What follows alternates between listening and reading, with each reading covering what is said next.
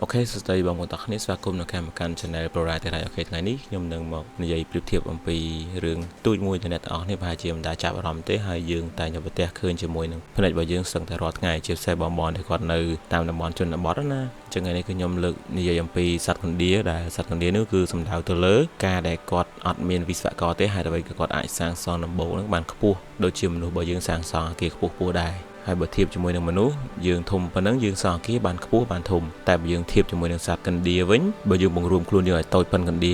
រគឺសាងសង់បានអគារធំជាងយើងឆ្ងាយអ្នកនរគ្នាអញ្ចឹងយើងសាកសម័យទៅមើលអគារ Burj Khalifa នៅក្នុងទីក្រុងឌូបៃអ្នកនរគ្នាដែលថាអគារនោះវាមានកម្ពស់ខ្ពស់ជាងគេបើតាមមើលទៅសម័យមុនរៀងខ្ពស់ជាងគេដែរដោយសារតែឥឡូវអាចជាមានអគារផ្សេងៗក៏ឡើងខ្ពស់ប្រហែលជាមួយនឹងអគារនោះដែរដែលកម្ពស់វាមានប្រហែលជា800ម៉ែត្រហើយពេលដែលយើងមើលទៅលើទៅងើយចង់បាក់កដែរអ្នកនរគ្នាប៉ុន្តែបើសិនជាយើងសាកបង្រួមខ្លួនរបស់យើងមកជាប្រៀបធៀបជាប៉ិនសត្វកណ្ដៀរវិញអ្នកនរគ្នាហើយយើងប្រៀបធៀបមេត្តាឋានសំណង់នឹងឡើងវិញសម្បុកកណ្ដៀរដែលយើងមើលឃើញតាមផ្លូវតាមព្រៃតាមវាលស្រែហ្នឹងគឺវាមើលទៅវាខ្ពស់ជាងអគារនឹងទៅទៀតបើយើងធៀបជាមួយកណ្ដៀរកម្ពស់របស់វាប្រហែលជាចន្លោះពី2គីឡូម៉ែត្របើយើងធៀបមនុស្សមួយយើងអញ្ចឹងណាវាខ្ពស់ជាងយើងទៀតអគារដែលកណ្ដៀរគាត់សាងសង់បានហ្នឹងអញ្ចឹងកម្ពស់2គីឡូម៉ែត្រហ្នឹងវាខ្ពស់ប៉ុណ្ណាទេអ្នកនរគ្នាអញ្ចឹងវាខ្ពស់ជាងភ្នំ Fuji ទេអ្នកនរគ្នាដោយសារតែភ្នំ Fuji មានកម្ពស់ត្រឹមតែ3700ម៉ែត្រជាងតែប៉ុណ្ណោះឬបើយើងធៀបងាយៗថាបើសិនជាយើងយកអគារ Burj Khalifa 2ទៅ3អគារមកត្រួតពីលើគ្នាទៅបណ្ដាលកម្ពស់ដែល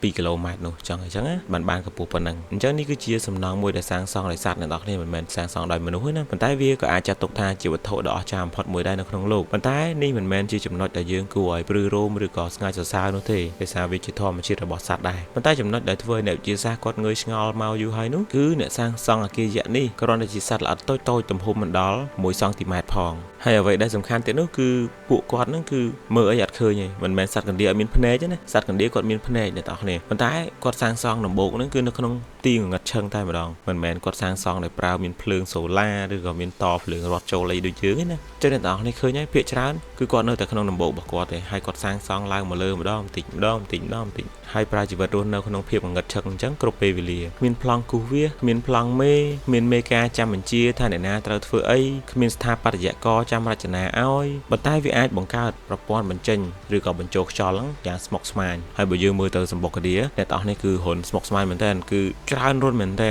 ចន្លោះហើយចាក់ stress ដូចប៉ែននំបញ្ចុកអញ្ចឹងចន្លោះអញ្ចឹងប្រព័ន្ធទាំងអស់នោះគឺកែតម្រូវសីតុណ្ហភាពយ៉ាងត្រឹមត្រូវហើយរចនាសម្ព័ន្ធទាំងអស់នោះវាទ្រាំទ្រទម្ងន់បានរឹងមាំជាងបេតុងទៅទៀតអ្នកទាំងអស់នេះដឹងហើយដំបូកវាមានសមត្ថភាពរឹងហើយមិនតែប៉ុណ្ណោះភាគច្រើនគឺបើយើងនៅតាមជនបទលើថាមានដំបូកភាគច្រើនយើងគិតថាមានសត្វអាសេរពឹសឬក៏មានសត្វផ្សេងៗនៅទៀតផងដោយសារអីភាគច្រើនទៅវាមានរូងហើយសត្វទាំងអស់ហ្នឹងគាត់ចូលទៅគាត់អាចស៊ីកណ្ដៀរហ្នឹងជាចំណីហើយតបមកគាត់អាចរស់នៅបានចិត្តហ្នឹងអញ្ចឹងគាត់អត់ចាំបាច់ចេញទៅរកចំណីនេះគ្រាន់តែជាការគិតរបស់ខ្ញុំឯណាតែមិនប្រកាសតែប៉ុន្តែភាគច្រើនខ្ញុំសម្គាល់ឃើញបែបហ្នឹងតែគ្រាន់តែនេះគឺជាអារម្មណ៍ដែលខ្ញុំសម្គាល់តែម្នាក់ឯងទេអញ្ចឹងដោយជញ្ជាំងនីមួយៗផ្គុំចូលគ្នាបានយ៉ាងល្អឥតខ្ចោះមានន័យថាគេខាងក្រៅជញ្ជាំងគេអត់មានប្រួយទេគឺចិត្តឈឹងអ្នកនរគ្នាហើយខាងក្នុងវិញគឺស្អិចស្កះល្ងិតឈឹងបើយើងកាប់ពី3ចបទៅគឺកាប់ល្មមចង់វាយមុខចបអ្នកនរគ្នាអញ្ចឹងមនុស្សសាងសង់អគារខ្ពស់មួយត្រូវមានស្ថាបត្យករគូប្លង់វិស្វករគណនាសំណង់ឬក៏គណនារចនាសម្ព័ន្ធកម្មកររាប់រយនាក់ធ្វើការតាមផែនការដែលបានយកចិត្តទុកដាក់យ៉ាងលម្អិតត្រូវមានឧបករណ៍គ្រប់ប្រភេទមានបច្ចេកវិទ្យាជំនួយថែមទាំងត្រូវចំណាយពេលរាប់ឆ្នាំអ្នកទាំងនេះបើអគារខ្ពស់យើងចំណាយពេលយូរទៅតាមនឹងអញ្ចឹងណាប៉ុន្តែសត្វកណ្ដៀរដ៏តូចមួយនេះវាមិនមានអ្វីសោះក្រៅតែពីជើងហើយនឹងថ្គាមជើងសម្រាប់ដឹកជញ្ជូនថ្គាមសម្រាប់ខាំដីហើយអ្វីដែលសំខាន់ទៀតណាអ្នកទាំងអស់គ្នាគឺមើលអត់ឃើញទេគាត់ធ្វើតែពេលយប់ទេអត់មានភ្លើងទេគាត់ធ្វើតែក្នុងរូងរបស់គាត់ទេល្ងិតឈឹងហើយបើខ្ញុំវិញគាត់ថាដើរបុកគ្នាទៅពីប៉ុណ្ណឹងណាប៉ុន្តែវាសាងសង់អ្វីដែលអស្ចារ្យបំផុតនោះបានយ៉ាងដូចម្ដេចអញ្ចឹងនេះគឺជាសំណួរមួយដែលធ្វើអ្នកវិទ្យាសាស្ត្រត្រូវសិក្សាអំពីសត្វកណ្ដៀរអ្នកវិទ្យាសាស្ត្រគាត់បានចាប់អារម្មណ៍ទៅលើសត្វកណ្ដៀរសិក្សាអំពីសត្វកណ្ដៀរហ្នឹងតាំងតែពីសតវត្សទី18មកម្លេះរហូតដល់តែពួកគាត់រកឃើញចម្លើយមួយដែលគួរឲ្យភ្ញាក់ផ្អើលបំផុតអ្នកនរគ្នាក្នុងដំបូកមួយមានសត្វកណ្ដៀររស់នៅប្រហែលជា1ទៅ2លានក្បាលដំបូកខ្លះនៅតំបន់អាហ្វ្រិកមានកណ្ដៀររស់នៅប្រហែលជាជិត3លានក្បាលឯណោះមួយក្បាលធ្វើការដោយមើលមិនឃើញហើយឯករាជ្យដាច់ចេញពីគ្នាគ្មានអ្នកណាចាំប្រាប់ថាណែ លោកកណ្ដៀលេខ342ឬក៏712យកដុំដីនេះទៅដាក់នៅត្រង់ចំណុចនេះឬក៏ចំណុចនោះគឺគ្មានអ្នកបញ្ជាទេហើយវាដឹងបានយ៉ាងម៉េចថាត្រូវដាក់នៅកន្លែងណាទើបចេញមកជាអគារបានរៀងល្អខ្ចោះហើយឡើងទៅលើបែបនេះមិនមែនគ្រាន់តែជាគំនរដីរញ៉េរញ៉ៃមួយដែលបានបាក់ស្រុតមកសង្កត់ហើយជាប់ចេញជារៀងបែបហ្នឹងនោះទេចម្លើយគឺស្ថិតនៅត្រង់ដុំដីប្រឡាក់ទឹកមាត់ជាមួយនឹងច្បាប់ងាយៗត្រឹមតែមួយខប៉ុណ្ណោះអ្នកវិទ្យាសាស្ត្រជនជាតិបារាំងម្នាក់គាត់ជាអ្នកបានរកឃើញតាំងតែពីឆ្នាំ1959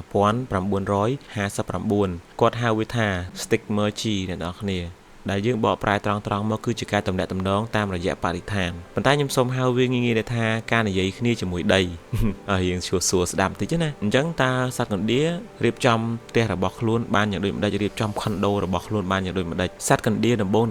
ដើរទៅដើរមកក្នុងតំបន់ដែលវារៀបនឹងសង់ផ្ទះវាប្រមូលដីមកពូនជាដុំតូចលាយជាមួយនឹងទឹកមាត់របស់វាហើយដាក់ចុះដុំដីនោះមិនមែនជាដុំដីធម្មតាទេអ្នកនរគ្នាប៉ុន្តែវាសើមដោយសារតែទឹកមាត់របស់សត្វកណ្ដៀរនោះគឺមានសារធាតុគីមីពិសេសមួយនៅក្នុងនោះដែលអ្នកវិទ្យាសាស្ត្រហៅថា pheromone ដុំដីដែលសើមនោះគឺសាយភាយក្លិនចេញមកតិចហើយក្លិននោះមិនមែនជាក្លិនធម្មតាទេវាជាក្លិនដែលប្រាប់កណ្ដៀរឲ្យទៀតថាណែមកបិទដីពីលើត្រង់ចំណុចនេះមកមានន័យថាកណ្ដៀរទាំងអស់គឺគាត់មានសារធាតុឬក៏ដូចថាគាត់មានញៀនរបស់គាត់ដូចថាដូចយើងមានមនុស្សមានញៀន6ឲ្យតែពេលយើងដើរទៅតែយើងឃើញខ្នល់យើងឆ្លងខ្នល់យើងត្រូវឆ្លងរៀងលឿនព្រោះយើងអាចឆ្លងយឺតយ៉ាវដូចគ្នាអានេះខ្ញុំឧទាហរណ៍ណាសត្វកណ្ដៀរនៅពេលដែលគាត់ដើរគាត់ធ្វើសម្បុកនៅក្នុងកន្លែងល្ងិតចាអានេះគ្រាន់តែជាការគិតរបស់ខ្ញុំទេអញ្ចឹងនៅពេលដែលគាត់ដើរទៅគាត់នៅពេលដែលគាត់ធំក្លិនកន្លែងណាមួយមានទឹកមាត់របស់គាត់ទៅហៅថា pheromone ហ្នឹងអញ្ចឹងគាត់នឹងយកដីដែលគាត់ខំដើរងឹតហ្នឹងគាត់ហិតក្លិនទៅតាមហ្នឹងហើយគាត់នឹងយកទៅដាក់ទៅបន្ទប់ជាប់គ្នានៅហ្នឹងឲ្យវាទៅជា pheromone បន្តអញ្ចឹងហើយទើបបានជាវាឡើងទៅលើរហូតអញ្ចឹងប៉ុន្តែពេលខ្លះកណ្ដៀរមិនមែនធ្វើទៅលើរហូតទេវាធ្វើទៅជាហៀងទៅឆ្វេងទៅស្ដាំដែរពេលខ្លះសន្តានវាទៅជាប់ជាមួយនឹងដើមឈើទៅជាប់ជាមួយនឹងជញ្ជាំងផ្ទះឬក៏កន្លែងផ្សេងទៅតាមសន្តានអញ្ចឹងមានន័យថានៅពេលដែលកណ្ដៀរមួយគាត់យក pheromone ដែលដីដែលលាយជាមួយនឹងទឹកមាត់របស់គាត់ហ្នឹងខ្ញុំសម្ហៅទឹកមាត់ណាទៅដាក់នៅខាងឆ្វេងអញ្ចឹងកណ្ដៀរទៀត100ទៀត200ទៀត1000ទៀត1លានទៀតនឹងយកទៅដាក់នៅកន្លែងឆ្វេងហ្នឹងជាមួយគ្នាវាដូចជាស្លាកសញ្ញាដែលប្រាប់ផ្លូវដែលបញ្ចេញពន្លឺនៅក្នុងភាពងងឹតមានន័យថាគឺពួកគាត់មានញៀនមួយដែលគាត់ហិតដឹងទឹកមាត់របស់គ្នាគាត់ថានៅខាងឆ្វេងឬខាងស្ដាំឬខាងលើឬខាងក្រោមអញ្ចឹងកណ្ដៀរទី2ដើរកាត់មកបានធំក្លិននេះខួរក្បាលដ៏តូចរបស់គាត់នឹងត្រូវបានភ្ញូចភ្លាមឲ្យមានអារម្មណ៍ដឹងថាត្រូវតែយកដីទៅដាក់នៅកន្លែងហ្នឹងវាគឺជាកាតព្វកិច្ចហើយវាក៏ប្រមូលដីដែលលាយទឹកមាត់វាហ្នឹងយកមកបិទពីលើដុំដីឬក៏ដីរបស់កណ្ដៀរមុនអញ្ចឹងវាដាក់បន្តទៅលើឬក៏ទៅជាហៀងទៅលើរហូតអញ្ចឹងឥឡូវនេះដុំដីមានទំហំធំជាងមុន2ដងដោយសារអីដោយសារតែសត្វកណ្ដៀរមួយដាក់សត្វកណ្ដៀរទី2ដាក់ទី3ដាក់ចឹងដាក់រហូតតទៅធំរហូតតតែកណ្ដៀរទី3ដើរកាត់មកធំក្លិននឹងកាន់តែខ្លាំងវាក៏ដឹងថាត្រូវតែដាក់ដីហ្នឹងនៅកន្លែងហ្នឹងដូចគ្នាវាក៏បិទដីហ្នឹងពីលើតទៀតវាន័យថាវាទៅក៏ខ្ជាក់ដីពីខាងលើបន្ទាប់គ្នាឡើងមកទៀតកណ្ដៀរទី4ទី5ទី6ទី7រហូតដល់1000ក្បាល10000ក្បាល100,000ក្បាលលានក្បាលគ្រប់គ្នាសុទ្ធតែធ្វើដូចនេះគឺប្រមូលដីលាយទឹកមាត់បិទពីលើកន្លែងដែលខ្លួនឯងបានធំក្លិនឬក៏កន្លែងដែលកណ្ដៀរមុនគាត់ដាក់ហើយអញ្ចឹងធំក្លិន pheromoneគាត់ក៏ដាក់បន្តអញ្ចឹងគំនរដីក៏ចាប់ផ្ដើមខ្ពស់ឡើងคล้ายទៅជាសសរឬក៏คล้ายទៅជាទ្រង់ទ្រាយឬក៏សន្តានណាមួយទៅលើហើយអ្វីដែលគួរឲ្យភ្ញាក់ផ្អើលនោះគឺយន្តការនេះមិនមែនធ្វើឲ្យកើតសរសៃតែមួយនោះទេវាកើតឡើងប្រងគ្នានៅច្រើនចំណុចរាប់សិបចំណុចទៅប្រងគ្នាតែម្ដងរហូតคล้ายជាសសរជាច្រើនដើមដែលដុះចេញពីដីឥឡូវនេះរឿងរ៉ាវចាប់ផ្ដើមគួរឲ្យចាប់អារម្មណ៍ហើយអ្នកនរគ្នាអ្នកនរគ្នាដឹងថាកណ្ដៀរធ្វើសម្បុកធ្វើដំបូកបានយ៉ាងដូចម្ដេចសម្បុករបស់វាហ្នឹងខ្ញុំសម្ហៅដំបូកហ្នឹងណាឬក៏ខ្ញុំហៅថាធ្វើខុនដូចុះអញ្ចឹងនេះវាមិនមែនគ្រាន់តែជាស្រស់ស្អាតសម្រាប់ភ្នែកទេប៉ុន្តែវាគឺជារចនាសម្ព័ន្ធដ៏រឹងមាំបំផុតនៅក្នុងធម្មជាតិផងដែរស្ថាបត្យករក៏ដឹងច្បាស់ថាសសរទាំងអស់នោះគឺទ្រទម្ងន់បានយ៉ាងល្អហើយគ្មានចំណុចណាមួយដែលត្រូវទ្រទម្ងន់តែឯងទេមានន័យថាដំបូងឡើងវាសាងសង់សសរឡើង1ឡើង2ឡើង3ឡើង4ឡើង5ឡើង6ដំបូងវាមិនមែនសាងសង់ឡើងមកវាមកជាមូលមកវាសាងសង់សសរដូចគ្នាមានន័យថាសត្វកណ្ដៀរយកដីមកដាក់បន្ទប់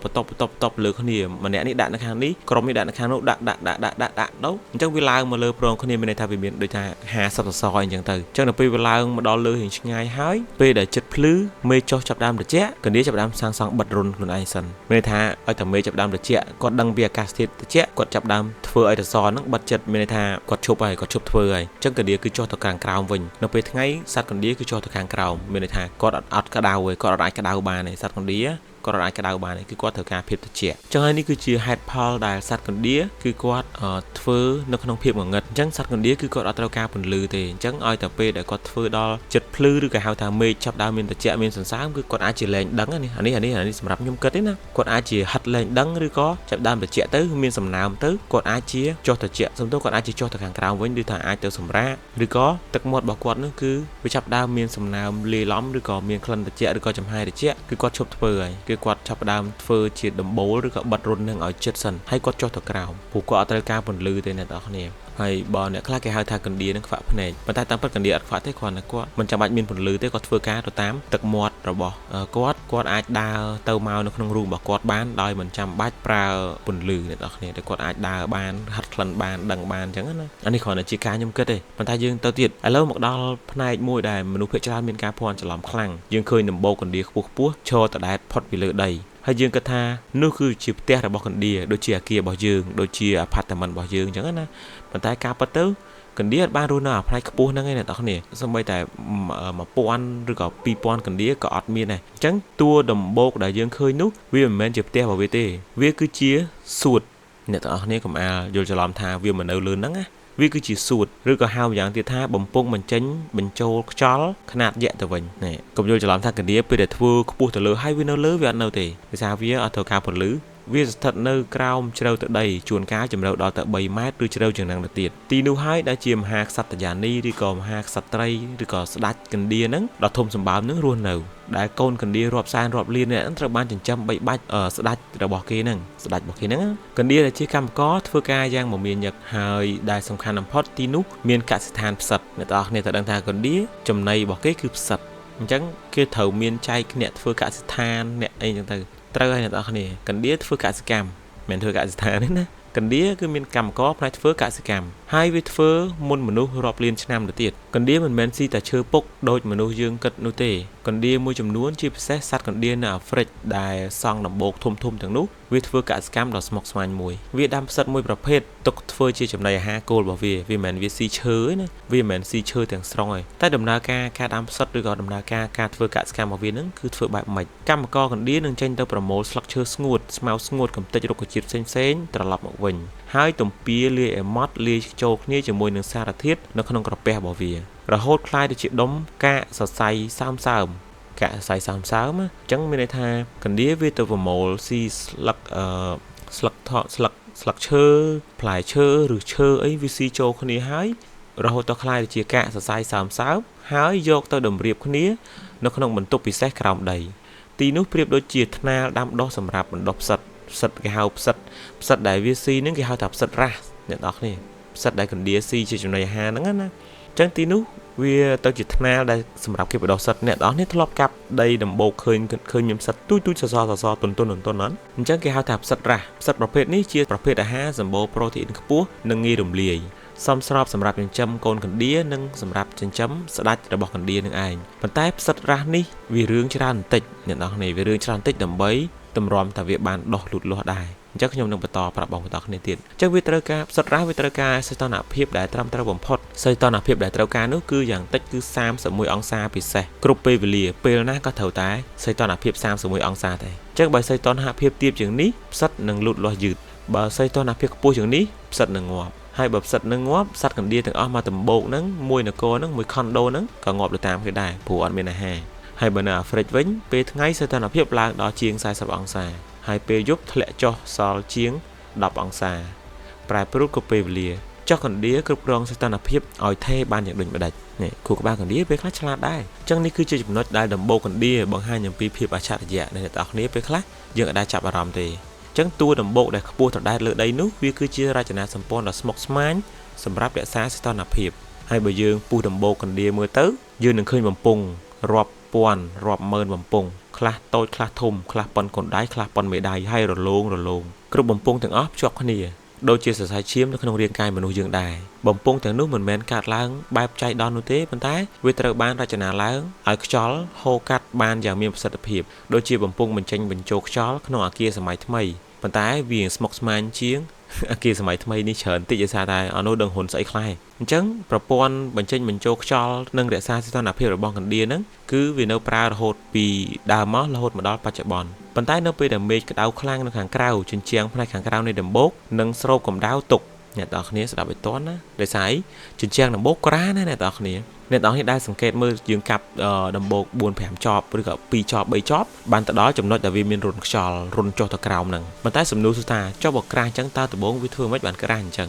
ខ្ញុំនឹងពន្យល់បងប្អូនទាំងគ្នាដំបូងឡៃកណ្ដៀគឺធ្វើសម្បុកធម្មតាទេប៉ុន្តែនៅពេលដែលមានភ្លៀងធ្លាក់មកវាមិនហូរ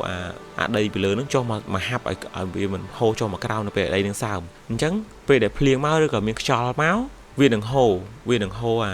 អាដីហ្នឹងមកផ្អាប់គ្នាឲ្យក្រាស់ទៅអ្នកនរគ្នាប្រហែលជារៀងពិបាកពយល់បងប្អូនបន្តិចប៉ុន្តែដំបូងវាធ្វើមកវាអត់សូវក្រាស់ទេដល់ពេលភ្លៀងមកវាហូរដីនឹងពីលើចុះមកក្រោមអាខាងវាចាប់ដើមក្រាស់អញ្ចឹងសត្វកណ្ដៀយប់ឡើងវានឹងជញ្ជូនដីវិបាតក្រោមហ្នឹងយកទៅដាក់នៅខាងលើទៀតអ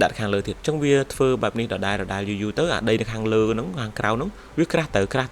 ហើយវានៅតែមានរុនខ្យល់រក្សាសីតុណ្ហភាពដដែលហើយខាងក្រោមវាគឺត្រូវតែ31អង្សាថេអញ្ចឹងខ្ញុំត្រឡប់ទៅក្រោយបន្តិចនៅពេលដែលមានថ្ងៃក្តៅខ្លាំងជញ្ជាំងដែលក្រាស់នោះវានឹងបឺតដីចូលសំទោសវានឹងបឺតកម្ដៅចូលចឹងខ្យល់នៅក្នុងដំបូកនោះនឹងកើនឡើងកម្ដៅដោយសារតែដីគឺដីនៅខាងក្រៅសម្បកដំបូកខុនដូនោះគឺក្តៅចឹងខ្យល់នៅខាងហ្នឹងគឺនឹងក្តៅដូចគ្នាខ្យល់ក្តៅមានទម្ងន់ស្រាលជាងខ្យល់ត្រជាក់វានឹងអណ្ដែតទៅខាងលើតាមធម្មជាតិអ្នកដល់ដឹងហើយថាខ្យល់ក្តៅគឺអណ្ដែតទៅខាងលើហើយខ្យល់ត្រជាក់វានឹងនៅខាងក្រោមអញ្ចឹងអាខ្យល់ក្តៅនោះវានឹងចេញតាមរុនតូចនៅក្នុងដំបូកនៅពេលដែលខ្យល់ក្តៅនោះចេញទៅវានឹងបង្កើតជាសម្ពាធទាបនៅខាងក្នុងមានន័យថាខ្យល់ត្រជាក់ណាអញ្ចឹងខ្យល់ត្រជាក់នៅពីក្រោមដីក៏នឹងត្រូវបានបឺតឡើងមកជំនួសអ្នកទាំងអស់គ្នាយល់ដូចយើងប្រហូរទឹកក្នុងទយោមួយអញ្ចឹងនៅពេលដែលខាងលើចេញទឹកទៅខាងក្រោមវានឹងព្យាយាមបឺតទឹកមកបន្ថែមដូចយើងបឺតទឹកឡើងមកលើអញ្ចឹងខ្យល់ត្រជាក់នេះគឺបានមកពីប្រហោងជ្រៅនៅខាងក្រោមដីដែលមានសីតុណ្ហភាពថេរនៅក្នុងដីរបស់យើងគឺមានកម្ដៅអ្នកទាំងនេះដីយើងមានកម្ដៅព្រោះនៅក្រោមដីយើងមិនបានទទួលរងផលប៉ះពាល់ពីអាកាសធាតុនៅខាងក្រៅទេអញ្ចឹងនៅពេលដែលវាធ្វើសម្បុកចុះទៅក្រោមអញ្ចឹងនៅពេលដែលខ្យល់ក្តៅឡើងមកលើអាខ្យល់ត្រជាក់ឬអាខ្យល់ថេរខាងក្រោមហ្នឹងគឺវានឹងឡើងពីក្រោមឡើងមកលើអញ្ចឹងកម្ដៅវាមិនមែនទីហោ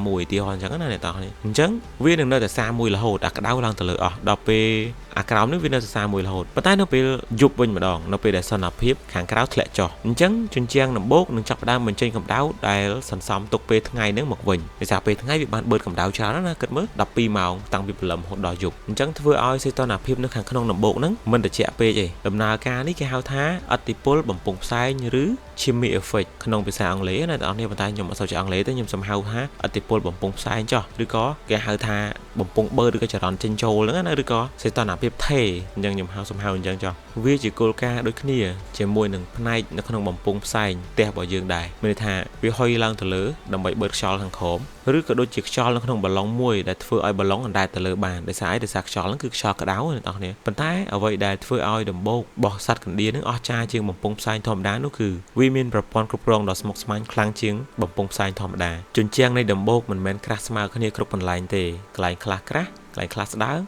កន្លែងខ្លះមានរុនកន្លែងខ្លះមានរុនដែរតែបិទចិត្តគ្រប់ចំណុចត្រូវបានគណនាយ៉ាងល្អិតល្អន់ដើម្បីឲ្យខ្យល់ហូរវិលបាននៅក្នុងអត្រាដែលសមស្របមិនលឿនពេកមិនយឺតពេកសត្វកណ្ដៀរក៏អាចដឹងអំពីសីតុណ្ហភាពនិងកម្ដៅឬក៏សំណើមឬក៏ត្រជាក់ក្តៅនឹងដែរអ្នកវិទ្យាសាស្ត្រក៏បានធ្វើការវាស់សីតុណ្ហភាពនឹងនៅក្នុងដំបូកពេញ24ម៉ោងលទ្ធផលដែលទទួលបានធ្វើគាត់ភ្ញាក់ផ្អើលនោះគឺសីតុណ្ហភាពប្រែប្រួលត្រឹមតែ1អង្សាប៉ុណ្ណោះគឺពី31ទៅ32អង្សាខណៈពេលដែលសីតុណ្ហភាពខាងក្រៅប្រែប្រួលដល់ទៅ30អង្សាមានន័យថាខាងក្រៅពេលថ្ងៃ40ពេលយប់ធ្លាក់ដល់10អង្សាប៉ុន្តែនៅខាងក្នុងដំបូករបស់កណ្ដៀរខុនដូរបស់កណ្ដៀរគឺប្រែប្រួលតែមួយទេគឺពី31ទៅ32 32ទៅ31 31 32នឹងឯងបើធៀបនឹងម៉ាស៊ីនត្រជាក់របស់មនុស្សយើងមើលម៉ាស៊ីនត្រជាក់ក្នុងសម័យនេះវាជាប្រព័ន្ធ inverter គ្រប់គ្រងសីតុណ្ហភាពបានត្រឹមត្រូវប្រហែលតែ1អង្សាដែរអ្នកនរគ្នាហើយត្រូវប្រើថាមពលអគ្គិសនីចិញ្ចឹមភ្លើងវានឹងគ្រប់ពេលវេលាប៉ុន្តែដំបូកកណ្ដៀរធ្វើបានយ៉ាងល្អផាកផែគ្នាដោយមិនចាំបាច់ប្រើថាមពលអ្វីសោះសូម្បីតែបន្តិចវាប្រើត្រឹមតែថាមពលពន្លឺព្រះអាទិត្យដែលឆ្លងកាត់ជញ្ជាំងនិងកម្ដៅដែលអណ្ដែតខ្លួននៅក្នុងខ្យល់មានន័យថាពេលថ្ងៃឡើងកម្ដៅវាចាំងទៅជាងខុនដូរបស់វាជាងហ្នឹងស្រូបទុកដល់ពេលហើយខ្យល់នៅក្នុងខាងលើហ្នឹងវាក្ដៅវាអណ្ដែតចេញអាខ្យល់ខាងក្រោមហ្នឹងវាឡើងមកម្ដងដល់ពេលយប់អាក្ដៅអាកម្ដៅដែលវានៅសល់ហ្នឹងវាបញ្ចេញទៅឲ្យខ្យល់ដែរប៉ុន្តែវាមិនបានក្ដៅខ្លាំងហ្មងទេអញ្ចឹងវាបានត្រឹមតែ31 32ហ្នឹងមកល្មមទុកសម្រាប់ព្រឹកឡើងព្រះអាទិត្យរះមកម្ដងទៀតអានេះនិយាយពីវត្តធម្មតាណាប៉ុន្តែបើសិនជាមានភ្លៀងមានព្យុះមានអីអាហ្នឹងវាជារឿងផ្សេងនេះខ្ញុំនិយាយពីធម្មតារបស់សត្វកណ្ដៀរអញ្ចឹងខ្យល់ដែលហូរ vul nó nâng nòm sầm nám đại lứa tranh từ đại mình phơi sạch ra nắng vì rồi lùi bàn tay còn mình ngồi ở hồ đào từ hu hai bị này mà là móm rồi nơi quảng cáo đây chơi nó cứ miên sầm nám trong đấy nó vì miên sàm sao để tích viên nâng mình tranh một bầm pin nó không chần ló rồi có nông sầm nám lại sát còn đi rồi đâu nâng chắc đây vì hiện đây chơi vì hiện sàm sao để tích này đọc này vì mình sao kháng còn tha vì đôi miên sầm nám đôi dương cả thế là trẻ nhưng đã đi đăng thắng miên sầm nám được có cái hao tạt cái cho áp cho ấy chẳng á tạiនេះមិនអាចត្រូវឲ្យខ្ញុំមានបាក់ប្រៀបធៀបបន្តិចតែគាត់ថាប្រាប់ថានៅខាងក្រោមដីមានសំណើមអ្វីដែលគួរភ្ញាក់ផ្អើលនោះគឺសត្វកណ្ដៀរអាចកែប្រែប្រព័ន្ធនេះបានគ្រប់ពេលវេលាន័យថាឥឡូវក្នុងខែប្រាំងគេកែហ៊ុនខ្យល់គេឲ្យសម្ដាក់កម្ដៅគេនៅសាមួយអញ្ចឹងទៅខ្ញុំនិយាយងាយយល់ដល់ពេលជប់ខែផ្សារភ្លៀងធ្លាក់ច្រើនគេកែកូនផ្ទះរបស់គេកែកូនខុនដូរបស់គេភ្លៀងធ្លាក់ប៉ុណ្ណាបើថ្ងៃប៉ុណ្ណាក៏ដោយគេព្យាយាមរក្សាក្នុងគេនឹងគឺសាមួយរហូតអញ្ចឹងបើអាកាសធាតុនៅខាងក្រៅក្តៅខ្លាំងកណ្ដៀរនឹងបើកបញ្ចេញរុនខ្យល់ហ្នឹងឲ្យច្រើនបន្ថែមហើយបើសិនជាស្ថានភាពនឹងវាចុះត្រជាក់វានឹងបិទរុនខ្យល់ខ្លះចោលវាមិនខកពីវិស្វករយើងឲ្យចាំកែតម្រូវប្រព័ន្ធយើងគ្រប់ពេលវេលាដូចគ្នាប៉ុន្តែការពិតទៅវាគ្រាន់តែជាប្រតិបត្តិកម្មតបស្នងពីច្បាប់ងាយៗដែលបង្កប់នៅក្នុងសភាវគតិរបស់សត្វកណ្ដៀរនីមួយៗតែប៉ុណ្ណោះមានការសិក្សាមួយដែលគួរឲ្យចាប់អារម្មណ៍ណាស់នោះគឺអ្នកវិទ្យាសាស្ត្របានធ្វើការចោះរុនតូចៗនៅជញ្ជាំងដំបូករបស់កណ្ដៀរហ្នឹងមើលថាតើកណ្ដៀរកំពុងធ្វើអីអញ្ចឹងលទ្ធផលក្នុងរយៈពេលមិនបានប្រមាណម៉ោងផងកណ្ដៀររាប់ពាន់ក្បាលនិងសម្រុកទៅកាន់រុននោះហើយចាប់ផ្ដើមបិទរុននោះដែលប្រើដីលីទឹកមាត់នេះមិនមែនគ្រាន់តែបិទដីឲ្យជិតប៉ុណ្ណោះទេវានៅកែតម្រូវរូបរាងនៃការបិទឲ្យសមស្របនឹងការហូរខ្យល់ចេញចូលនៅក្នុងដំបូកនោះឲ្យដូចដើមទៀតអ្នកនរគ្នាយល់អត់មានន័យថានៅពេលដែលយើងទៅចោះរុនណាមួយរបស់កណ្ដៀរអញ្ចឹងវាអាចខ្យល់លើសឬក៏ខ្យល់ខ្វះកម្ដៅនៅខាងក្នុងហ្នឹងសំណើមវាអាចលើសឬក៏ខ្វះដោយសារអីដោយសាររុនរបស់វារងផលប៉ះពាល់អញ្ចឹងហើយវាមានអារម្មណ៍ថាខុសប្រក្រតីឬក៏វាដឹងថាកន្លែងណាដែលមានខ្យល់ចូលលើសឬក៏ខ្យល់ក្តៅហ្នឹងចេញលើសអញ្ចឹងកណ្ដៀរទាំងអស់ហ្នឹងគឺដឹងខ្លួនឯងសភាវគតិរបស់គាត់គឺដឹងគាត់នឹងជញ្ជូនដីពីខាងក្រោមយកទៅបិទហើយមិនមែនបិទឲ្យជិតទេណាបិទធ្វើម៉េចឲ្យនៅខាងក្នុងហ្នឹងរក្សាបានសីតុណ្ហភាព31អង្សាដដែលវិញអ្នកទាំងអស់គ្នាអញ្ចឹងគឺគាត់ត្រូវវាស់ត្រូវដឹងថាបិទខ្នាតបែបម៉េចបើសិនជាយើងបំផ្លាញទ្រង់ទ្រាយដំបូករបស់គាត់កាន់តែធំគាត់ត្រូវចំណាយពេលយូរដើម្បីធ្វើឡើងមកវិញព្រោះពេលហ្នឹងបើទោះបីជាកណ្ដៀរល្ងិតមើលអត់ឃើញក៏ដោយប៉ុន្តែវាអាស្រ័យទៅលើការប៉ះពាល់ការហាត់ក្លិននិងការដឹងពីចរន្តខ្យល់ដែលលើខ្វះដូចខ្ញុំនិយាយខាងដើមអញ្ចឹងកណ្ដៀរនឹងជញ្ជូនគ្នាទៅបិទហើយអ្វីដែលភ្ញាក់ផ្អើលខ្លាំងបំផុតនោះគឺការបិទរុននេះមិនចាំបាច់មានមេដឹកនាំណាមកប្រាប់ថាបិទបែបម៉េចឬក៏ត្រូវធ្វើយ៉ាងម៉េចទេគឺពួកគាត់មានញៀនមួយដឹងដោយខ្លួនឯងដោយគ្រប់គ្នានឹងគឺគាត់វាស់តែម្ដងវាស់ថាបិទបែបណាដើម្បីបិទឲ្យជិតហើយរក្សាសន្តិភាពនៅខាងក្នុងដំបូកនេះឲ្យបានកណ្ដៀរនីមួយដឹងពីបទបញ្ជាហើយសម្រាប់ចិត្តដែលខ្លួនឯងថានឹងជួយបិទរុននោះឲ្យបានលឿនជាទីបំផុតតាមច្បាប់ដែលងាយហើយបង្កប់ក្នុងខ្លួនរបស់សត្វកណ្ដៀរមានន័យថាបើជួបចរន្តខ្យល់ខុសប្រក្រតីឲ្យយកដីមកបិទត្រឹមតែប៉ុណ្្នឹងឯងប៉ុន្តែនៅពេលដែលកណ្ដៀររាប់ពាន់ក្បាលធ្វើប្រងគ្នាបញ្ហាក៏ត្រូវបានដោះស្រាយបានយ៉ាងមានប្រសិទ្ធភាពហើយលឿននេះគឺជាអ្វីដែលអ្នកវិទ្យាសាស្ត្រហៅថាបញ្ញាសមូហភាពអ្នកនរគ្នាវាគឺជាភាពវៃឆ្លាតដែលកើតចេញពីក្រុមមិនមែនកើតចេញពីបុគ្គលវាគឺជាភាពវៃឆ្លាតរួមអ្នកនរគ្នាប៉ុន្តែគ្រប់ពេលធ្វើតាមច្បាប់ងាយរបស់ខ្លួនឯងលទ្ធផលដែលចេញមកគឺវាបែបស្មុគស្មាញនិងអស្ចារ្យដែលមិនគួរឲ្យជឿឥឡូវនេះអ្នកវិទ្យាសាស្ត្រទូទាំងពិភពលោកកំពុងសិក្សាគោលការណ៍នេះដើម្បីយកទៅប្រើប្រាស់ក្នុងវិស័យជាច្រើនតាំងពីការសរសេរកម្មវិធីមនុស្សយន្ត AI ដែលធ្វើការជាក្រុមការរចនា algorithm ដែលដោះស្រាយបញ្ហាស្មុគស្មាញទៅរហូតដល់ការចាត់ចែងចរាចរណ៍ក្នុងទីក្រុងធំៗគោលការណ៍គឺដូចគ្នាឲ្យអង្គភាពនីមួយៗធ្វើតាមច្បាប់ងាយដោយទំនាក់ទំនងតាមរយៈបរិស្ថានលទ្ធផលដែលទទួលបាននឹងមានប្រសិទ្ធភាពជាងការបញ្ជាបែបប្រមូលផ្ដុំទៅទៀតប៉ុន្តែរឿងរ៉ាវរបស់ដំបូកកណ្ដៀរនៅមិនទាន់ចប់ត្រឹមនេះនោះទេភាពអស្ចារ្យរបស់សត្វកណ្ដៀរមិនបានឈប់ត្រឹមតែការបង្កើតប្រព័ន្ធម៉ាស៊ីនត្រជាក់ម៉ាស៊ីនខ្យល់និងរក្សាសីតុណ្ហភាពនោះទេអ្នកនរគ្នាវាមានរឿងជាច្រើនទៀតដែលមនុស្សទើបតែចាប់ផ្ដើមយល់ហើយរឿងខ្លះយើងយកទៅអនុវត្តឬក៏ប្រើប្រាស់ជាក់ស្ដែងតែម្ដងកាលពីប្រហែលជា20ឆ្នាំមុនទីក្រុង Haras ប្រទេស Zimbabwe អ្នកនរគ្នានៅក្នុងទ្វីបអាហ្វ្រិកណាមានស្ថាបត្យករជនជាតិ Zimbabwe ម្នាក់ឈ្មោះថា Mick Piercy គាត់កំពុងជួបបញ្ហាធំដែលគាត់នឹងទទួលបានការចាត់តាំងឲ្យរចនាអគារខ្ពស់ខ្នាតធំឈ្មោះថា Instead Center ប៉ុន្តែវាមានការកំណត់ហើយអ្វីដែលសំខាន់នឹងប្រទេស Zimbabwe កំពុងជួបបញ្ហាខ្វះខាតអគ្គិសនីទៀតចឹងនៅអាហ្វ្រិកអាកាសធាតុក្តៅខ្លាំងបើសាងសង់អគារខ្នាតធំត្រូវមានប្រព័ន្ធម៉ាស៊ីនត្រជាក់ដែលប្រើថាមពលមហាសាលបានយើងសាងសង់បានចឹងណាតម្លៃភ្លើងនិងថ្លៃរហូតដល់ទប់មិនរួចទេប៉ុន្តែបើគ្មានម៉ាស៊ីនត្រជាក់មនុស្សក៏មិនអាចនៅបានសារយើងដឹងហើយទ្វីបអាហ្វ្រិកគឺក្តៅខ្លាំងណាតើគាត់ត្រូវធ្វើដូចម្ដេចអញ្ចឹង PC គាត់បានចាំថាកាលពីក្មេងគាត់ធ្លាប់ឃើញដំបូកកណ្ដៀរតាមវាស្មៅនៅក្នុងទ្វីបអាហ្វ្រិកនិងធ្លាប់បានអានការស្រាវជ្រាវអំពីប្រព័ន្ធបញ្ចូលខ្យល់របស់ដំបូកកណ្ដៀរនឹងដែរ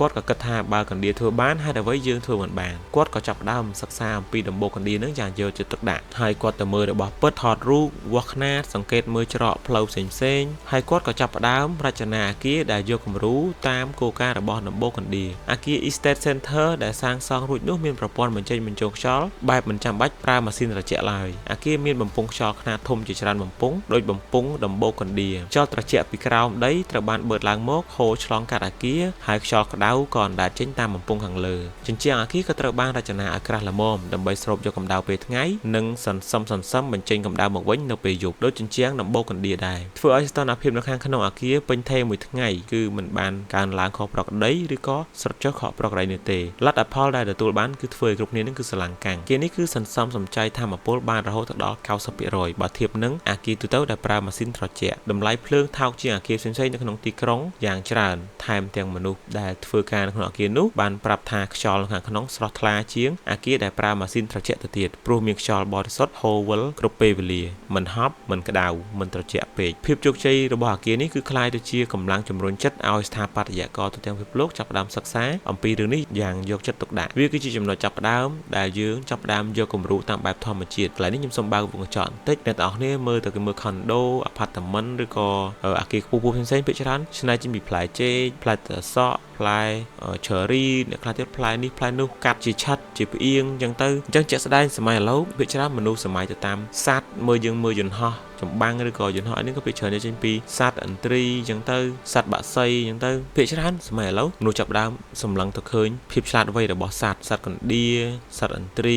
ីឬក៏ផ្លែឈើធម្មជាតិដែលវាមានថាប្រយោជន៍អីអញ្ចឹងទៅឥឡូវនេះមានអាគារជាច្រើនដែលនៅទូទាំងពិភពលោកហ្នឹងដែលនាំយកគោលការណ៍នេះទៅប្រើខ្លះក៏យកគំរូតាមដំបូលកណ្ដៀទាំងប្រព័ន្ធខ្លះក៏យកទៅកែច្នៃខ្លះដូចជារចនាសម្ព័ន្ធច្រកផ្លូវខ្យល់ការប្រើសម្ភារៈដែលស្រូបកម្ដៅឬក៏ការបង្កើតបំពង់បញ្ចេញខ្យល់បែបធម្មជាតិប៉ុន្តែកណ្ដៀបង្រៀនអ្វីយើងបានច្រើនជាងរឿងអាគារខ្ញុំគិតថាមេរៀនដែលអស្ចារ្យបំផុតពីដំបូលអាគារនេះមិនមែនជារឿងបច្ចេកវិទ្យាទេតែជារឿងរបស់ប្រព័ន្ធនិងការធ្វើការរួមគ្នាក្នុងសង្គមមនុស្សយើងតែងតែគិតថាដើម្បីទទួលបានជោគជ័យត្រូវមានមេដឹកនាំមួយដែលឆ្លាតខ្លាំងត្រូវមានមនុស្សពូកែម្នាក់ដែលគិតពីផែនការធំរចនាគ្រប់យ៉ាងឲ្យល្អឥតខ្ចោះហើយបញ្ជាឲ្យអ្នកផ្សេងធ្វើតាមប៉ុន្តែកណ្ដៀបង្ហាញឲ្យយើងថាភាពអស្ចារ្យមិនចាំបាច់តតែកើតចេញពីមេដឹកនាំដែលឆ្លាតតែម្នាក់នោះទេភាពអស្ចារ្យអាចកើតចេញពីមនុស្សធម្មតារាប់លាននាក់ដែលធ្វើតាមច្បាប់ងាយយ៉ាងស្ម័គ្រស្មោះឬក៏ពេញចិត្តដោយមិនចាំបាច់ដឹងរូបភាពរួមមិនចាំបាច់យល់ផែនការធំគ្រាន់តែធ្វើតួនាទីរបស់ខ្លួនឲ្យល្អឆ្លើយតបចំពោះបរិស្ថានជុំវិញខ្លួនហើយនឹងលទ្ធផលដែលទទួលបានវានឹងអស្ចារ្យជាងអ្វីដែលយើងគិតនេះមិនមែនមានន័យថាមេដឹកនាំមិនសំខាន់ទេណាប៉ុន្តែវាមានន័យថាជួនកាលប្រព័ន្ធដែលល្អបំផុតមិនមែនជាប្រព័ន្ធដែលមានការគ្រប់គ្រងផ្នែកប្រមូលផ្ដុំទេតែវាជាប្រព័ន្ធដែលធ្វើឲ្យម្នាក់មានសេរីភាពក្នុងការសម្រេចចិត្តដែលផ្អែកទៅលើច្បាប់ដែលល្អនិងទិន្នន័យពីបរិស្ថានជុំវិញខ្លួនក្នុងពិភពជំនួញយើងក៏ឃើញគោលការណ៍នេះនៅក្នុងក្រុមហ៊ុនដែលទទួលបានជោគជ័យជាច្រើនក្រុមហ៊ុនដែលធ្វើឲ្យបុគ្គលិកមានសេរីភាពក្នុងការសម្រេចចិត្តដោយធ្វើការតាមទិសដៅដែលខ្លួនឯងស្រឡាញ់ឬក៏ច្បាស់លាស់តែងតែមាននវានុវត្តន៍និងការបត់បែនបានលឿនជាងក្រុមហ៊ុនដែលគ្រប់យ៉ាងត្រូវសុំការអនុញ្ញាតពីថ្នាក់លើចុះមកក្រោមពិភពបច្ចេកវិទ្យាយើងឃើញគោលការណ៍នេះនៅក្នុងអ៊ីនធឺណិតគ្មានមជ្ឈមណ្ឌលគ្រប់គ្រងគ្មាននរណាជាម្ចាស់ទាំងស្រុងកុំព្យូទ័រនីមួយៗធ្វើការតាមច្បាប់ការទំនាក់ទំនងដែលបានព្រមព្រៀងគ្នាលទ្ធផលគឺបណ្ដាញដែលធំបំផុតនិងរឹងមាំបំផុតគឺមនុស្សធ្លាប់បានបង្កើតឡើងបើ server មួយខូចប្រព័ន្ធក៏នៅតែដំណើរការទៅមុខទៀតបានព្រោះមានផ្លូវជ្រើសរើសផ្សេងមានន័យថាបើ server មួយខូចពេលដែលយើងលេងអ៊ីនធឺណិតឬក៏ពេលដែលយើងបញ្ជូនទិន្នន័យណាមួយវាច្បាស់ជារត់ទៅ server មួយទៀតឧទាហរណ៍ដូចអ្នកទាំងអស់គ្នាមានបកគោល server cloud ជាច្រើនអ្នកទាំងអស់លេងអ៊ីនធឺណិត 5G ដាច់ភ្លើងពឹបជាងធ្លាក់លឿនបន្តិចអញ្ចឹងមានន័យថាវាយើងដាច់ភ្លើងក្នុងតំបន់យើងឧទាហរណ៍ថាអញ្ចឹងណាឬក៏ក្នុងផ្ទះយើងអញ្ចឹងសេវារបស់យើងរៀងខ្សោយដោយសារវាទៅរត់ទៅឆ្ងាយបន្តិចឆ្ងាយជាងយើងប្រើរាល់ថ្ងៃអញ្ចឹងណាព្រោះរាល់ថ្ងៃនៅពេលដែលយើងនៅកន្លែងណាសេវាវានៅជិតហ្នឹងវាចាប់បានលឿនធ្វើការបានលឿនដល់ពេលខ្លះទៅភ្លើងដាច់បន្តិចអញ្ចឹងទៅព្រោះប្រព័ន្ធខ្លះគឺមានដោតជាមួយនឹងភ្លើងបោះរត់អីអញ្ចឹងទៅយើងដឹងអាហ្នឹងតែនេះគ្រាន់តែជាការគិតរបស់ខ្ញុំវាមិនមែនត្រូវទាំងស្រុងទេហើយគ្រាន់តែជាការប៉ាន់ស្មានសូមបើសិនជាខុសអីសូមមេត្តាអធិស្ឋានបងប្អូនទាំងគ្នាហ្នឹងហើយដោយសារតែខ្ញុំមិនមែនជាអ្នកចេះដឹងឬក៏ផ្នែកជ្រៅជ្រែកទេគ្រាន់តែស្រាវជ្រាវខ្លះយកមកចែកជូនបងប្អូនទាំងគ្នាស្ដាប់ជាការកម្សាន្តតែប៉ុណ្ណោះហ្នឹងហើយអរគុណក្នុងពិភពលោកនៃគំនិតច្នៃប្រឌិតយើងឃើញគោលការណ៍នេះនៅក្នុងគម្រោង Open Source Software Linux ដែលប្រើប្រាស់ទូលំទូលាយទូទាំងពិភពលោកមិនបានមានក្រុមហ៊ុនធំជាម្ចាស់ឡើយតែវាជាស្នាដៃរបស់ programmer រាប់ម៉ឺននាក់ទូទាំងពិភពលោកដែលម្នាក់សរសេរកូដផ្នែកបន្តិចបន្តួចឲ្យរួមចូលគ្នាហើយមកគុំគ្នាជាប្រព័ន្ធប្រតិបត្តិការមួយដែលរឹងមាំនិងមានសមត្ថភាពខ្លាំងក្នុងពិភពលោករបស់យើងអញ្ចឹង Linux គឺយើងប្រើជាគេហៅថាយើងអាចដូចយើងទៅចេះបញ្ចេញមតិយោបល់អញ្ចឹងយើងអាចទៅកែតម្រូវឬក៏យើង អាចកែកុនកន្លែងណាមួយឬក៏យើងសរសេរ programmer ចូលទៅក្នុងហ្នឹងដើម្បី stay up to date អ្នកនរគ្នាគឺ update ឲ្យវាល្អប្រសើរទាំងអស់គ្នាហើយអ្វីដែលសំខាន់ប្រព័ន្ធបែបនេះនៅបត់បែនបានលឿនជាងប្រព័ន្ធធម្មតាទៀតផងនៅពេលបរិស្ថានផ្លាស់ប្ដូរនៅពេលបញ្ហាកើតឡើងថ្មីប្រព័ន្ធដែលធ្វើឲ្យអង្គភាពនីមួយៗមានសេរីភាពក្នុងការឆ្លើយតបនិងដោះស្រាយបញ្ហាបានលឿនជាងប្រព័ន្ធដែលត្រូវរងចាំបញ្ជាពីលើកណ្ដៀអាចរស់រានមានជីវិតមកបានរាប់លានឆ្នាំឆ្លងកាត់ការផ្លាស់ប្ដូរនៃអាកាសធាតុរាប់មិនអស់ឆ្លងកាត់គ្រោះមហន្តរាយតាមបែបធម្មជាតិផ្សេងៗជាច្រើនព្រោះប្រព័ន្ធរបស់វាមានភាពបត់បែនបានមិនពឹងផ្អែកទៅលើតែមេដឹកនាំតែមួយមានន័យថាដឹងពីអ្វីដែលគួរធ្វើហើយនិងមិនគួរធ្វើបើកណ្ដៀមួយក្បាលងាប់មានកណ្ដៀរាប់ម៉ឺនក្បាលដែលព្រមធ្វើការបន្តនៅក្នុងចំណុចមួយហ្នឹងបើផ្នែកមួយនៃដំបូកបាក់កណ្ដៀនឹងជួសជុលបានភ្លាមៗដោយមិនចាំបាច់រងចាំបញ្ជាពីនរណាទេចោះយើងវិញតើយើងអាចរៀនសូត្រអ្វីពីសត្វដែលមិនត្រូវការពន្លឺព្រះអាទិត្យនេះបានខ្លះខ្ញុំគិតថាជួនកាលយើងក៏គួរឈប់គិតថាត្រូវមានចម្លើយសម្រាប់គ្រប់គ្នាដែរជួនកាលយើងក៏គួរឈប់ព្យាយាមគ្រប់គ្រងគ្រប់យ៉ាងឲ្យនៅក្នុងដៃរបស់យើងជួនកាលទៅយើងក៏គួរជឿជាក់ទៅលើច្បាប់ងាយៗដែលល្អជឿជាក់ទៅលើសមត្ថភាពរបស់មនុស្សធម្មតាជឿជាក់ថាបើគ្រប់គ្នាធ្វើផ្នែករបស់ខ្លួននីមួយៗឲ្យល្អលទ្ធផលដែលទទួលបានវានឹងអស្ចារ្យជាងយើងបានគ្រោងទុកទៅទៀតលើកក្រោយបើអ្នកទាំងអស់នេះដើរឆ្លងកាត់ដំបូលកណ្ដៀតាមផ្លូវកុំអាលគិតថាវាគ្រាន់តែជាគំនរដីរញ៉េរញ៉ៃដែលគួរឲ្យរំខានទៅអ្នកទាំងអស់នេះឈប់បំផ្លែតហើយសម្លឹងមើលវាដែលក្តីគោរពថានេះគឺជាមហានគរដែលមានប្រជាជនរាប់លាននាក់ជ្រកនៅខាងក្នុងសត្វកណ្ដៀដែលមានខុនដូរបស់គាត់ហើយនេះគឺជាគ្រឿងម៉ាស៊ីនត្រជាក់ដែលដំណើរការយូរមកហើយរាប់លានឆ្នាំមុនពេលដែលមនុស្សយើងស្គាល់អគ្គិសនីទៅទៀតនេះគឺជាភស្តុតាងដែលបញ្ជាក់ថាភាពអស្ចារ្យមិនបានកើតចេញពីភាពវៃឆ្លាតរបស់មនុស្សតែម្នាក់នោះទេតែកើតចេញពីធម៌ពលនៃសាមគ្គីភាពនិងការធ្វើការរួមគ្នាដោយមិនស្គាល់ភាពថានឿយហត់និងខ្ជិលច្រអូសអញ្ចឹងសារខ្លីមួយនេះគឺ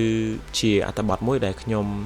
សិក្សាស្រាវជ្រាវឡើងមកហើយខ្ញុំដឹងថាភាគច្រើនការនិយាយទៅតែងតែមានភាពលើសលួសខ្វះខាតគ្រាន់តែនេះគឺជាគោលដៅដែលខ្ញុំចង់ឲ្យបងប្អូនទាំងគ្នាធ្វើការឲ្យល្អនៅលើចំណុចរបស់យើងរៀងខ្លួនដោយមិនចាំបាច់គេបញ្ជាឲ្យយើងដឹងថាទូនាទីរបស់យើងត្រូវធ្វើអីខ្ញុំត្រូវធ្វើអីទិញអ្វីលក់អ្វីថ្ងៃនេះផែនការរបស់ខ្ញុំដែលធ្វើការថ្ងៃនេះខ្ញុំត្រូវធ្វើអីមិនបាច់ទៅធ្វើការខុសចំណុចខ្លួនឯងមិនបាច់ទៅធ្វើការឲ្យគេទាំងការងារខ្លួនឯងអត់តធ្វើនេះក៏ខ្ញុំគិតដែរណាអញ្ចឹងរឿងនេះគឺជាសារខ្លីៗដែលដាស់តឿនសតិរបស់ខ្ញុំហើយត្រង់ចំណុចនេះខ្ញុំសូមខន្តីអភ័យទោសម្ដងទៀតបើសិនជាមានខ្លីណាលើលួសខ្វះខាតនៅពាក្យសម្ដីខ្ញុំមិនមានចេតនាទៅលើការនិយាយណាមួយទេខ្ញុំគ្រាន់តែចង់និយាយថាថ្នាក់ដឹកនាំយើងនៅតែមានការគោរពយើងនៅតែមានគ្រាន់តែយើងពេលដែលថ្នាក់ដឹកនាំប្រាប់ការងារយើងឲ្យធ្វើពី1ដល់3យើងធ្វើតែ1ដល់3ទៅពេលខ្លះទៅយើងព្យាយាមធ្វើរបស់យើងឲ្យល្អសិនមុននឹងយើងសម្លឹងឬក៏ទៅមើលការងារអ្នកដទៃនេះគ្រាន់តែជារឿងដែលខ្ញុំគិតអំពីការប្រៀបធៀបសត្វកណ្ដៀដែលគាត់សាងសង់អគារបានដោយមិនបាច់ប្រើអគ្គិសនីហើយយើងក៏ប្រើអគ្គិសនីគ្នាប៉ុន្តែយើងមានការអាប់ដេតនិងគិតវៃឆ្លាតជាងសត្វកណ្ដៀយើងមិនមែនឆ្លាតជាងសត្វទេប៉ុន្តែគ្រាន់តែខ្ញុំចង់ប្រៀបធៀបបញ្ជាក់បងប្អូនទាំងអស់គ្នាថាការដែលយើងសាមគ្គីភាពគ្នាការដែលយើងសោះដៃគ្នានោះរឿងល្អវានឹងឆាប់បានឃើញវានឹងឆាប់បានកើតឡើងបើសិនជាយើងរវល់តែជួបគ្នាមិនបែកបាក់ផ្ទៃក្នុងកណ្ដៀខ្លះអត់ធ្វើការទេកណ្ដៀខ្លះមិនព្រមដាំដំណាំដាំសិតឲ្យកណ្ដៀដែលគាត់ប្រឹងធ្វើការនឹងហូបទេស៊ីទេអញ្ចឹងវាទៅជាការខ្វែងគំនិតគ្នាចុងក្រោយដំបូកក៏មិនហើយសិតក៏អត់បានញ៉ាំអញ្ចឹងសូម្បីតែស្ដេចខ្លួនឯងក៏អត់ត្រូវមានអីទៅយកទៅញ៉ាំដែរដោយសារអត់មានអ្នកយកទៅឲ្យឬក៏យកទៅថ្វាយចឹងទៅស្ដេចរបស់កណ្ដៀអញ្ចឹងណាអញ្ចឹងជាចុងក្រោយខ្ញុំក៏អរគុណច្រើនបងប្អូនទាំងគ្នាដែលបានព្យាយាមចំណាយពេលវេលាតាមដាននៅវីដេអូរបស់ខ្ញុំហើយជាចុងក្រោយនៅតែសូមខន្តីអភ័យទោសបើសិនជាមានកន្លែងណាខុសឆ្គងដោយអចេតនាអញ្ចឹងជាចុងក្រោយសូមកុំភ្លេចជួយចុច Subscribe ឬដាក់សញ្ញាកណ្ដឹងផងបាទអរគុណច្រើនជម្រាបលា